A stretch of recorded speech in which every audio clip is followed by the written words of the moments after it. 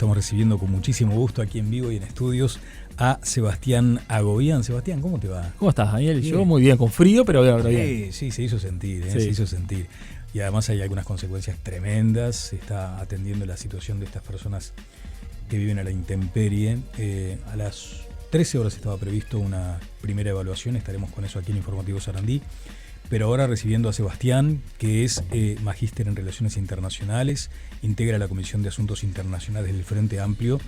Lo que sí está caliente es el mundo, ¿no? Haciendo esa comparativa realmente. Sí, ¿no? Sin duda, ¿no? Haciendo la comparativa, incluso nosotros somos muy futboleros, ¿no? También. Con el Mundial de Clubes, ¿no? Cuando estos partidos que se llegan al final, ¿no? Que se dice el partido está roto, ¿no? Donde atacan de cualquier manera, ¿no? Buscando el gol, el empate para clasificar.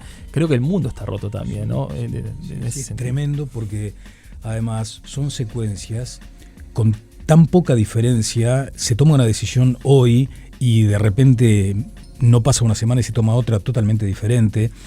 ¿Qué estás viendo vos considerando los puntos de mayor conflicto? Porque además hay que asumir que los medios trasladamos, no porque no queramos, sino porque es la información que poseemos, un bajo porcentaje del nivel de conflictos que hay en el mundo. Hay algunas guerras gravísimas, soterradas en el anonimato prácticamente. Sí, sin duda, que se lleva un montón de gente, se lleva poblaciones enteras y sin duda hoy entramos en un mundo donde hay una anarquía global, ¿no? Donde después que se muere, ¿no? ese bipolarismo entre la Guerra Fría y después viene la hegemonía norteamericana, ¿no? Hoy por hoy se encuentran otras potencias en ascenso y hoy Estados Unidos tampoco es lo que era antes. Incluso creo que hoy lo hablábamos en el trabajo, en una tertulia que tenemos, ¿no? Donde Donald Trump se autopercibe que es Ronald Reagan y que tiene el poder, ¿no? En ese momento de alinear a sus aliados, ¿no? Y hoy ya no pasa eso. Entonces hoy se demuestra, por ejemplo, que Israel toma decisiones importándole muy poco la voluntad de los Estados Unidos, ¿no? Cuando planteaba Trump en su momento que la guerra Ucrania y Rusia ya estaba, el conflicto ya estaba terminado, lo mandó a cesar al presidente de Ucrania y eso no pasó, sí. no ocurre. Entonces creo que hay un mundo donde efectivamente no hay una gobernanza, donde ya las alineaciones ideológicas, estratégicas y geopolíticas también ya no son sacrosantas, sí. ¿no? Y en ese sentido, ¿no? se rompen los equilibrios. Claro, pero mencionaste ese concepto potente, el de la anarquía a nivel global. ¿En qué puede derivar entonces? Porque si no hay ejes, si se rompió esa polaridad, ¿qué queda esperar? Exacto, estamos para mí es un nuevo orden mundial, sin duda, donde las Naciones Unidas ha quedado demostrado que no tienen la capacidad para evitar ya los conflictos. Eso es parte también de su gobernanza. Estamos hablando de una gobernanza que era de mediados del siglo XX, ¿no? Hoy ya ese equilibrio, ese mundo ya no existe, ¿no? Y en ese sentido tenemos hoy hegemonías en descenso como la de Estados Unidos, otras en ascenso, y ahí se genera esa anarquía de poder donde no tenés instituciones que puedan efectivamente llevar el control, ¿no? De, por ejemplo, la utilización de las fuerzas, ¿no? Que eso es algo que está pactado solo para el Consejo de Seguridad y las Naciones Unidas, ¿no? Como un elemento del final. Hoy ya los conflictos se resuelven a través del uso de la fuerza, claro. Y eso es parte de esa anarquía. Sí, todos estamos asistiendo como testigos de este cambio de época, de este nuevo orden mundial como vos lo describías. Eso trasladado a ciudadanos comunes y corrientes, que vemos todo esto, si se quiere, a nivel informativo, por lo que nos aportan los medios.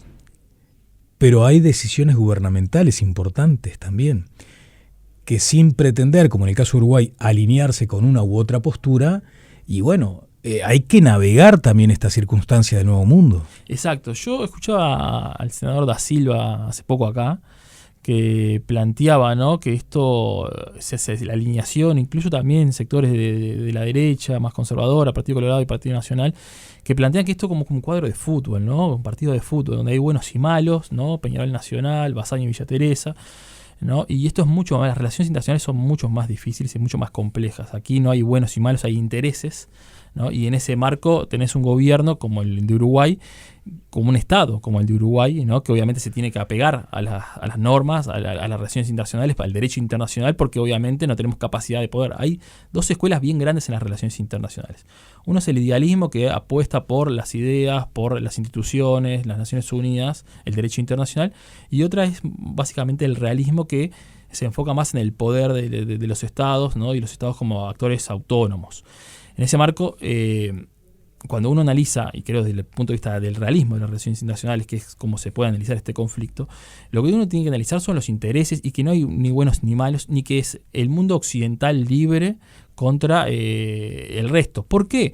Porque el mundo occidental libre no es un concepto único, y tampoco es libre, ¿no? Y tampoco es democrático, porque recordemos que cuando se dividen las grandes potencias a nivel mundial, ¿no? El mundo occidental, ¿no? Ahí viene un saqueo a África, viene dictaduras en América Latina, ¿no? Después nos vamos al siglo XX, o sea, financiación de grupos islamistas radicales, como los talibanes en su momento, Al-Qaeda, después se le dan vuelta. Uh-huh. Entonces, por eso digo que es mucho más complejo. No es que yo me alineo con Israel, me alineo con Estados Unidos y estoy del lado del bien, y Irán es el lado del mal, ¿no? Que son, una cosa son los gobiernos y otra son los pueblos. Creo que tanto a mí no me alinea ni el gobierno de Irán, ni el de Israel, ni el de Estados Unidos, ¿no? Y en ese sentido creo que el Uruguay tiene que ser como actor pequeño el llamado a las relaciones internacionales desde el punto de vista de la gobernanza, pero no le queda otra. Vamos a hablar un poquito más de eso. Interesante que estás mencionando, Sebastián, pero también dijiste hoy, más temprano, la ineficacia de los organismos internacionales. Exacto. ¿Qué hay que hacer allí? Porque notamos claramente su escasísima incidencia para resolver estos conflictos planetarios, pero a su vez consumen miles de millones de dólares. Totalmente. En estudios, investigaciones, diagnósticos, análisis, sueldos. Exacto. Yo recuerdo que una de las primeras clases de Relaciones Internacionales cuando entré a facultad, que fue maravillosa, la profesora Isabel Clemente, nos mostraba cómo el Uruguay, en la época del vallismo, ¿no? Llevó a La Haya una propuesta, ¿no? de solución de conflictos y de generar como una fuerza para accionar en torno a los conflictos. Eso, incluso los diarios de esa época decían, fue una idea muy brillante, lástima que viene y proviene de un país tan pequeño. O sea, es un poco lo que nos habla de esto. Entonces hoy tenés unas Naciones Unidas que no tienen la capacidad ya no solo de frenar los conflictos ni de evitarlos, sino de darle un punto final, ¿no? Hoy no están dadas las circunstancias, la gobernanza de las Naciones Unidas no está dada, el punto de vista que vos tenés 5 países que tienen los vetos, que a su vez son países que están geopolíticamente siempre no enfrentados, pero no son todos un eje común. Y ahí efectivamente no tenés los consensos, nunca vas a tener los consensos para poder llevar adelante, ¿no? Una acción que pueda cortar un conflicto. Entonces ahí tenemos un problema como humanidad, ¿no? Es que hoy no tenemos una gobernanza real que pueda solucionar los conflictos. Entonces volvemos a la idea de el realismo político de las relaciones internacionales, ¿no? El poder, los estados y los más poderosos haciendo, y es por eso los balances. Cuando se habla de las bombas nucleares, ¿no? Hay que ver desde el punto de vista de la geopolítica de las relaciones internacionales. Había un ex académico norteamericano que trabajó en el Departamento de Estado y en de Defensa, y él planteaba la necesidad que a veces que Irán tendría que tener una bomba para poder trabajar los ejes de poder, así como las dos Coreas tienen una bomba y están ahí siempre que se amagan, pero nunca dan ese paso. Entonces hoy tenés un estado muy fuerte como es Israel en la región y otros más pequeños, más débiles en materia de ejércitos, y es en ese sentido que a veces se planteaba cómo este equilibrio se llega con eso. No creo que obviamente que sea la proliferación de las armas nucleares, pero sin duda tenemos que buscar una gobernanza alternativa a la que hoy existe, que hoy efectivamente quedó demostrado que no tiene solución. Sin dudas. Sí, allí también hay otra discusión planteada sobre esta ineficacia de los organismos internacionales, porque también se supone que Irán no debería haber avanzado tanto en el enriquecimiento. Y ahí también hay una cuestión, o sea, fijémonos, ¿no? Por eso digo que yo acá no hay ni buenos ni malos, ¿no? Irán, obviamente, en ese avance, que el organismo que está regiendo, ¿no? Los temas de nuclear, ¿no? No solo de armas nucleares, sino también de enriquecimiento, ya le pone una advertencia. Ahora, la advertencia, y hay que ver cómo se soluciona eso, no puede ser a través de un Estado toma acciones de por sí y bombardea buscando la solución. Entonces ahí, por eso digo, acá no hay ni buenos ni malos. O sea, sin duda Irán y el gobierno de Irán está fuera del alcance en materia de enriquecer por arriba de los límites permitidos, ¿no? Y obviamente Israel, que creo que ahí Netanyahu tenía problemas internos, ¿no? Y gran parte de buscar esta guerra, ¿no? También habla un poco del buscar el nacionalismo y buscar un poco también marcar la diferencia o en su momento mirar hacia otro lado, llamar al nacionalismo, a la unidad nacional y dejar un poco lo suyo en stand-by, ¿no? Claro. Eso es muy utilizado en la sociedad. Sí, ahora, Sebastián, decís que no debe verse en ese realismo de las relaciones internacionales, no debería verse buenos y malos. Sin embargo, también hay regímenes que atentan a diario contra los derechos humanos. Totalmente. Y vamos a poner un ejemplo en este marco de Medio Oriente, ¿no? y de Euroasia, ¿no? Tenemos obviamente que el régimen iraní viola con nuestra concepción, ¿no? Democrática y republicana, sin duda viola los derechos humanos, ¿no? Tanto de las mujeres, ¿no? de las niñas, de la libertad de expresión, sin duda, y viene de un fanatismo religioso que obviamente, ¿no? Y ahí decían, bueno, nosotros, por eso Da Silva decía, bueno, ahí nosotros tenemos que estar del lado de Israel porque es la democracia en el continente. Ahora, fíjate este ejemplo, ¿no? Irán, entonces, una teocracia. Pero al norte de Irán tenés el Cáucaso, donde tenés a Turquía, que no es una dictadura, porque Erdogan es un dictador. Tenés a Armenia, que es la única democracia y república del Cáucaso, y al lado tenés a Azerbaiyán, una dictadura extremista, ¿no? Que viola los derechos humanos y que bombardea y que mató gran parte de lo que era la República de Artsaj, ¿no? Nagorno-Karabaj. Y esas bombas y esos drones, ¿de quién eran? De Israel. Israel le vende el autoritarismo de Azerbaiyán para que bombardee a la única democracia del Cáucaso. Entonces, a veces, ¿no? Vemos cómo esto es complejo, ¿no? Es muy complejo y que no hay ni buenos ni malos. Hay grandes, en estos países, en el Medio Oriente, la violación de los derechos humanos está latente, ¿no? En diferentes medidas, pero está latente, y es en ese sentido que nosotros, desde una perspectiva democrática y republicana, nos tenemos que parar a cuestionar sea quien viole los derechos humanos. ¿Y cómo estás observando, a propósito de esa complejidad del escenario internacional, la actitud, primero del gobierno, el gobierno uruguayo en este caso, que también ha tenido manifestaciones públicas referidas a estos conflictos, pero sabiendo que luego tendrá que, no sé de qué forma, atender lo que su propia fuerza política o la fuerza política que lo llevó al gobierno expresa. Y nos consta que hay fuertes tensiones en la propia interna Frente Amplista respecto a estos asuntos. Entonces, ¿cómo ves al gobierno? ¿Cómo ves al Frente Amplio y esa línea de conexión? Exacto, bueno, sin duda, creo que lo señalaba bien Yamandú y creo que hay un consenso muy grande sobre eso. Una cosa es la fuerza política y otra es el gobierno. Creo que la fuerza política puede hablar desde la representación, desde sus militantes, desde sus sectores, de sus organismos, y que tienen una sensibilidad sin duda que no es la que tiene el gobierno, porque obviamente el gobierno tiene otra responsabilidad, ¿no? Cuando habla ya el presidente, el canciller o emite la Cancillería un comunicado, no habla el comité de base, no habla la militancia, habla el país, ¿no? Entonces ahí hay otra sensibilidad y hay otra perspectiva más institucional. Entonces creo que son dos carriles diferentes, que obviamente hay tensiones porque son dos carriles diferentes y a veces tienen que dialogar y están cerca, porque obviamente es el gobierno del Frente Amplio, pero los comunicados del Frente Amplio representan al Frente Amplista, a los órganos del Frente Amplio y la sensibilidad del mismo. El gobierno lo que hace es buscar un llamado al derecho internacional, a que las Naciones Unidas sean quien resuelvan el conflicto, o sea, es un apego al derecho internacional, que los conflictos se solucionan a través del diálogo y no a través de la fuerza, y creo que es un poco lo que le queda al Uruguay como tal, ¿no? En eso, es abocar, ¿no?, a las Naciones Unidas. ¿Por qué? Porque no es un Estado que tenga capacidad de poder, no está bueno alinearse ni con unos ni con otros, por eso mismo lo que hablaba hoy, acá no hay ni buenos ni malos, y es muy fácil jugar a una cuestión electoral, una tribunada como hace Da Silva, Bianchi, que dice Israel es el aliado de la democracia y los otros son los malos. queda demostrado que no están así. Y entonces en ese sentido creemos que el gobierno está actuando en lo que puede actuar conforme al derecho internacional y creo que está bien. Y la fuerza política tiene una sensibilidad que efectivamente también la expresa y yo comparto, ¿no? Tanto el rol que está haciendo el gobierno y lo que está haciendo la fuerza política. Ajá. Y allí, Sebastián, te habrá tocado muchísimas veces en tu trayectoria discutir esos documentos que luego toman estado público. Exacto.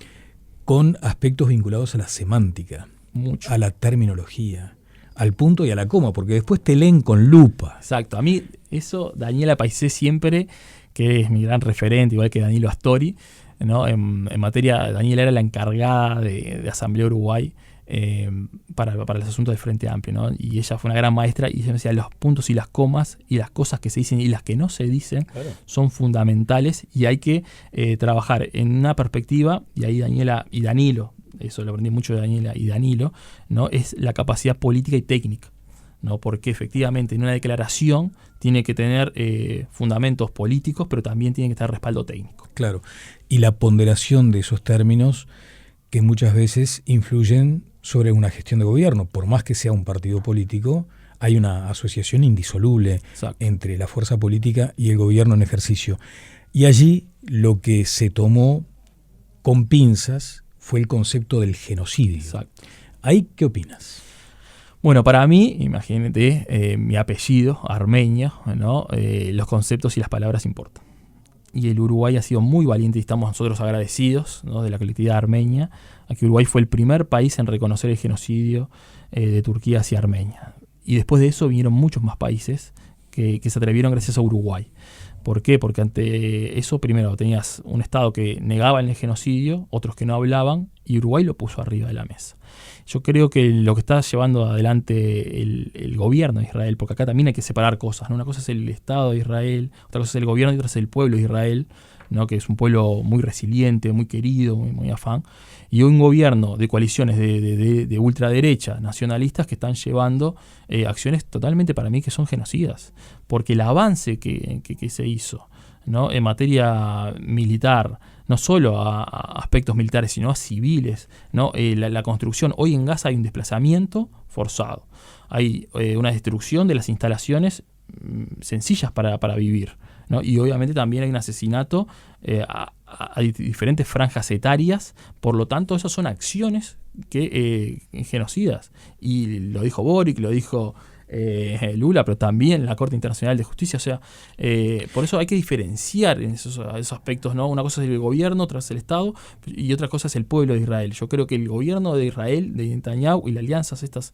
extremadas derechas y nacionalistas están llevando acciones genocidas, sin duda, contra el pueblo palestino.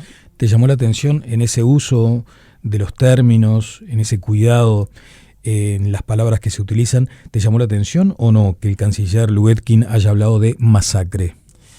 Y bueno, eso es algo que hay que seguir discutiendo, debatiendo, ¿no? Obviamente el canciller tendrá y el gobierno tendrá su postura sobre esto, que era alinearse a una postura capaz que más grande a nivel internacional para poder ser después un actor de diálogo. Eso también a veces pasa, ¿no? Que si uno sale con los tapones de punta, ¿no? Sea que el tema, que después eso te descalifica a la hora de poder ser un actor de diálogo y articulador. Y el hecho de haber apelado al término masacre no condiciona el vínculo con el Estado, con el gobierno de Israel. Yo creo que sí, por eso digo que es algo difícil a veces de comprender, ¿no? De que tanto una masacre y un genocidio, que es peor que una masacre, ¿no? Son acciones que obviamente te ponen del lado del frente, del gobierno que sea, ¿no? Entonces, en ese sentido me parece que es muy, muy interesante y siempre hay que calificar con rigurosidad, o sea, porque aquí esto no empieza después del acto de Hamás, que Hamás es una nación terrorista. Y ahí también las palabras pesan.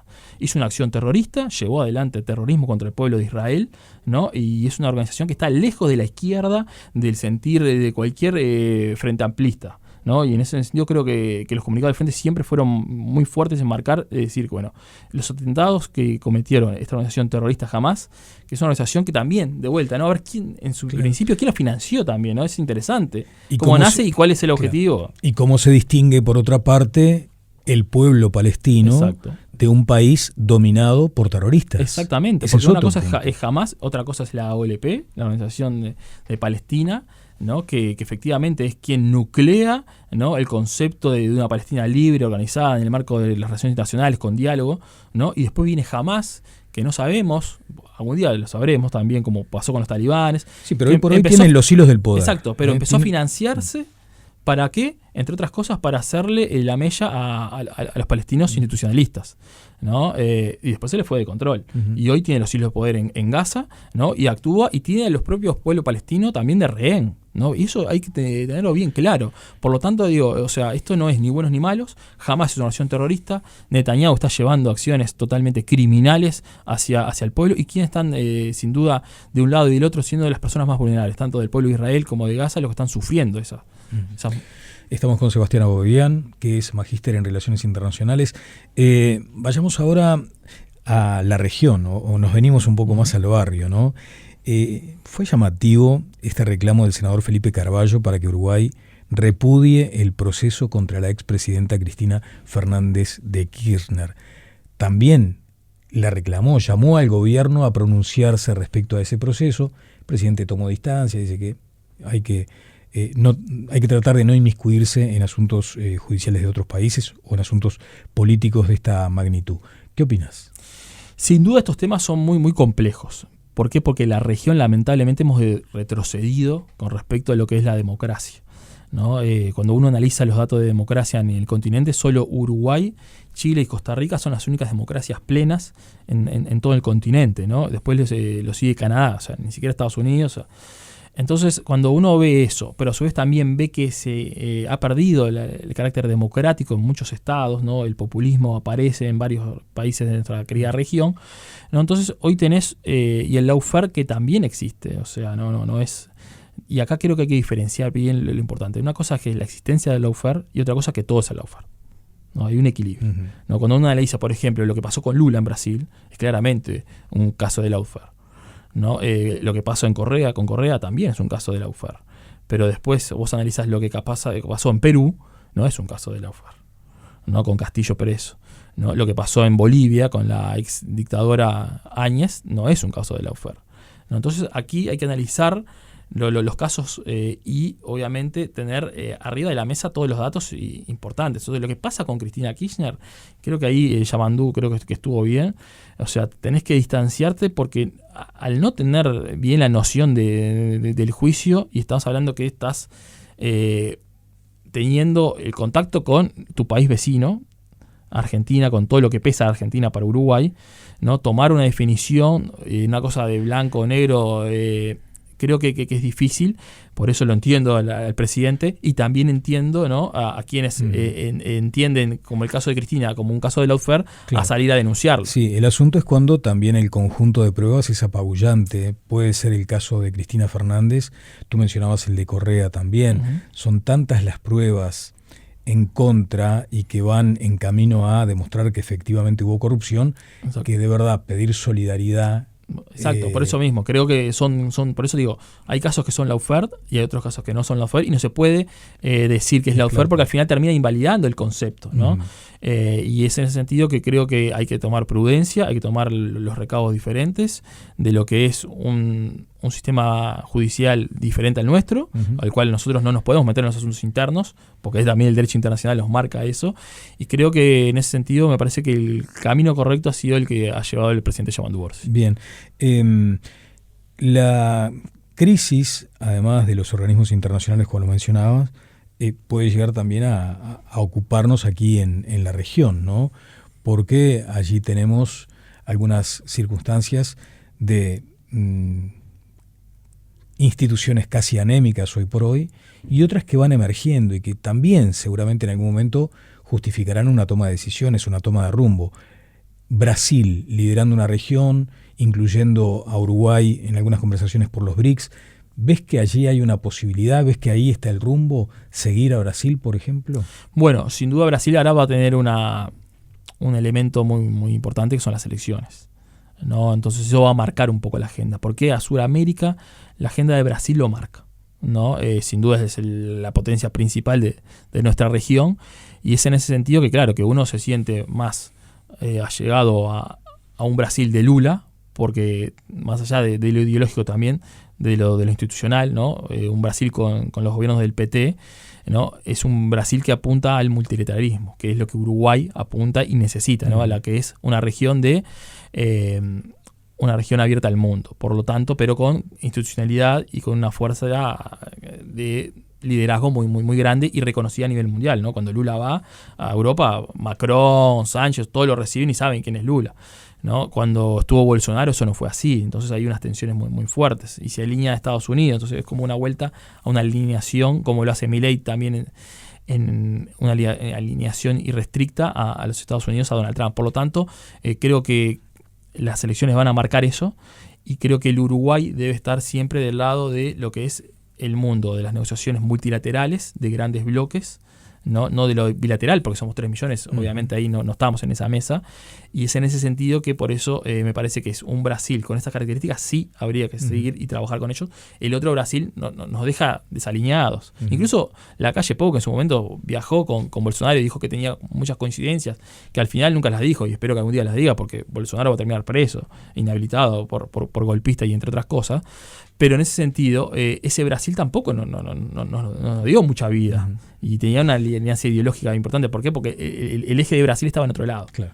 Sebastián, muchas gracias por estos minutos.